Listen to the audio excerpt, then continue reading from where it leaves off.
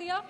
विशेष रूप से आभार व्यक्त करेंगे हमारे पार्टी के राष्ट्रीय अध्यक्ष श्री चिराग पासवान जी का, क्योंकि आज इस बहस में हम पहली महिला सांसद हैं जो ऑपरेशन सिंदूर पर अपना पक्ष रख रही है, ऑपरेशन सिंदूर के फेवर में बोल रही है। हमको गर्व होता है कि आज ऑपरेशन सिंदूर पर बोलने का अवसर हमको मिला, क्योंकि इतिहास में ऑपरेशन सिंदूर को स्वर्णिम अक्षरों में लिखा जाएगा, क्योंकि विश्व स्तर पर इसने एक न्यू नॉर्मल को स्थापित किया है भारत के लिए। ये न्यू नॉर्मल की जो नींव है वो सदियों पहले रामचरितमानस में लिख दी गई थी, जिसकी चौपाई है, बिनय न मानत जल्द ही जड़ गए 3 दिन बीत, बोले राम सकोप तब भय बिनु होए न प्रीत। इसका अर्थ ये है कि विनय और धैर्य जरूर ही महत्वपूर्ण गुण है, पर जब धैर्य का बांध टूट जाता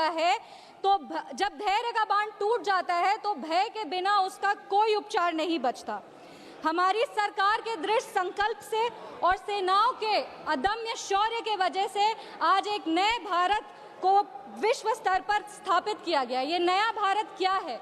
ये नया भारत वो है जो शांति के लिए गौतम बुद्ध और महावीर जी के दिखाए हुए पथ पर तो चलता है, पर अगर राष्ट्र सुरक्षा की और राष्ट्र हित की बात हो तो प्रभु श्री राम के धनुष को और श्री कृष्ण के सुदर्शन चक्र को भी उठाना जानता है।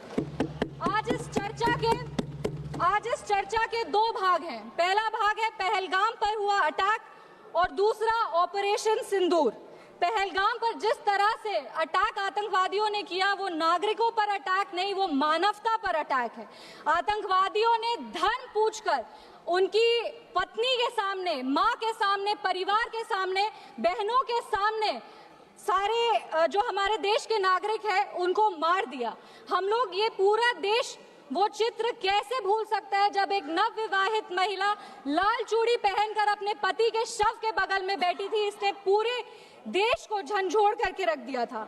लेकिन दुर्भाग्य की बात यह है कि आज भी हमारे देश में ऐसे लोग हैं जिनको पहलगाम से ज्यादा दुख पैलेस्टीन के लिए होता है, क्योंकि ये उनकी राजनीति को फायदा नहीं देता। लेकिन जहां राजनीति के लिए कई लोग चुप्पी साध लिए, वहां हमारे यशस्वी प्रधानमंत्री ने राष्ट्र धर्म निभाया और उन्होंने महिलाओं के आंसुओं को ही नहीं पोंछा, पर महिलाओं के स्वाभिमान को और सम्मान को पुनर्स्थापित किया। हम बता देना चाहते हैं कि ये एक नया भारत है और आतंकवादी हमले के बाद ये भारत मोमबत्तियां नहीं जलाता, ये दुश्मनों की चिता को जलाता है। ये शांति चाहता है, पर शांति अपने शर्त पर चाहता है, और अगर अपने शर्त को नहीं पूरा किया जाए तो डिप्लोमेसी से डिस्ट्रक्शन तक का भी रास्ता जानता है। इसी बात पर हम एक शायरी कहना चाहेंगे, खतों का दौर गया अब फरमान भेजे जाते हैं, जो करते हैं भारत की आत्मा परवार वो सीधे कब्रिस्तान भेजे जाते हैं। अभी अपने कांग्रेस के साथियों का बात सुन रही थी और वो कह रहे थे कि 1971 में इंदिरा गांधी ने ये किया है, 1971 में इंदिरा गांधी ने वो किया, पर वो कभी भी 1971 का क्रेडिट बिहार के बेटे जगजीवन राम जी को नहीं देते हैं, जो तब के रक्षा मंत्री थे। बांग्लादेश ने उनको 1971 का वॉर हीरो डिक्लेयर किया था, और रक्षा मंत्री होने के जंग के बाद भी उन्होंने सैनिकों के रिहैबिलिटेशन के लिए काम किया। लेकिन कांग्रेस पार्टी इसको कभी नहीं रिकॉग्नाइज करेगी, क्योंकि उनको दलित नेतृत्व से समस्या है। वो सिर्फ उनके साथ रहना चाहते हैं जो बाबा साहब के चित्र को अपने पैर पर रखते हैं। अगर हम ऑपरेशन सिंदूर की बात करें तो ये सिर्फ टेरर लॉन्च पैड्स को ध्वस्त नहीं किया, ये पूरी की पूरी तरीके से पाकिस्तान के हौसले को ध्वस्त कर दिया है। लेकिन एक आश्चर्य की बात है मैम, और आश्चर्य की बात यह है कि हमारे दुश्मन देश में एक युवा नेता है और एक युवा नेता हमारे विपक्ष में है। दुश्मन देश का सदन अलग है, हमारे देश का सदन अलग है, वहां के नेता अलग है, यहाँ के नेता अलग है, पर इनका सवाल एक ही है। विपक्ष का सवाल और दुश्मन देश के नेता का सवाल एक कैसे हो सकता है? मैं विपक्ष के साथियों को चुनौती देती हूँ कि अपनी राजनीति से ऊपर उठ करके कभी राष्ट्र हित की सोचनी चाहिए। अगर सरहद पर सेना लड़ रही होती है तो उनसे सवाल नहीं पूछे जाते, उनको सलामी दी जाती है। अगर विपक्ष की बात सुबह से सुने जा रहे हैं और उनकी बात को ध्यान से सुने तो वो बार बार कह रहे हैं कि सरकार ने सरेंडर कर दिया, सरकार ने सरेंडर कर दिया। सरेंडर से इनका विशेष लगाव इसीलिए भी है क्योंकि इतिहास गवाह है इन्होंने कितने बार विश्व के सामने भारत का सर झुका दिया है। 1962 में नेहरू जी की दोस्ती की नीति ने हमारे देश के धज्जियां उड़ा दिए थे। 14,500 वर्ग मील जमीन पर कब्जा कर लिया था। अमेरिका के तब के राष्ट्रपति ने कहा था कि भारत हमसे भीख मांगते हुए आया था। 1971 में वेस्टर्न मीडिया ने प्रधानमंत्री के बारे में जो भी कहा हो, उन्होंने हमारे देश के बारे में, भारत के बारे में कहा कि भारत एक धोखेबाज देश है और भारत नागरिक धोखेबाज लोग हैं। ये था भारत का इमेज आपके शासनकाल में। 1985 में CIA के क्लासिफाइड रिपोर्ट्स है कि विदेशी तंत्र भारत की सरकार को चलाती थी। इनसे जवाब मांगिए। 2001 विश्व के सबसे बड़े लोकतंत्र के सबसे बड़े मंदिर पर हमला हुआ और ये लोग चुप बैठे रह गए। 2008 मुंबई अटैक, पूरी तरीके से देश को झकझोर दिया गया पर इन्होंने कभी नहीं जवाब दिया। अगर आज आतंकवादियों को जवाब दिया है तो वो हमारे यशस्वी प्रधानमंत्री श्री नरेंद्र मोदी जी की सरकार ने दिया है।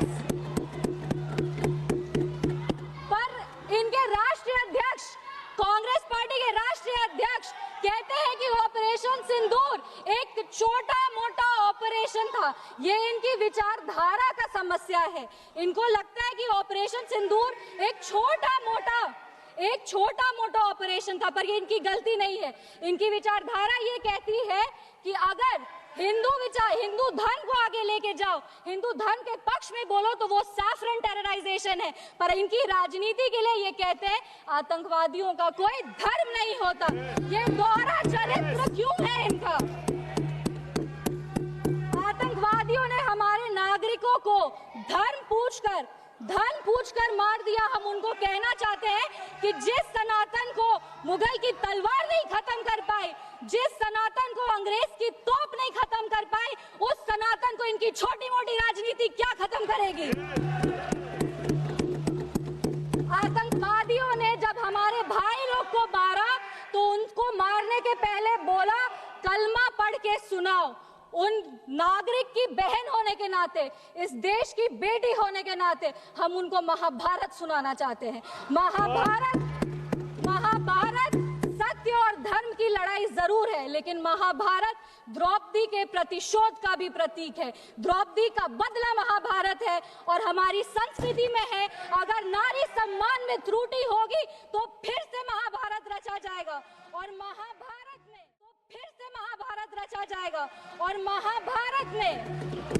महाभारत में लिखा है धर्मो रक्षति रक्षतः, जो धर्म की रक्षा करते हैं।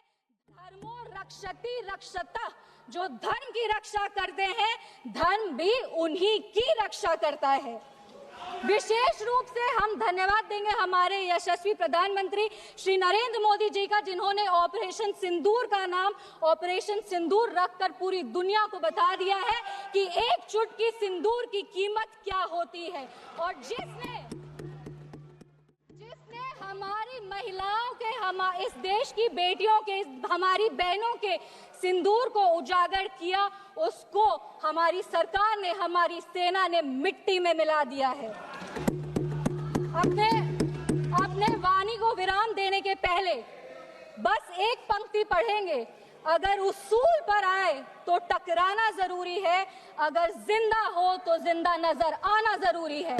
भारत एक जिंदा देश है, उसकी रगों में अखंडता का और एकता का खून दौड़ा है और जब जब भारत की अखंडता पे और एकता पर प्रहार होगा, भारत एकजुट होकर के मुंह तोड़ जवाब देगा। जय हिंद, जय बिहार, भारत माता की जय।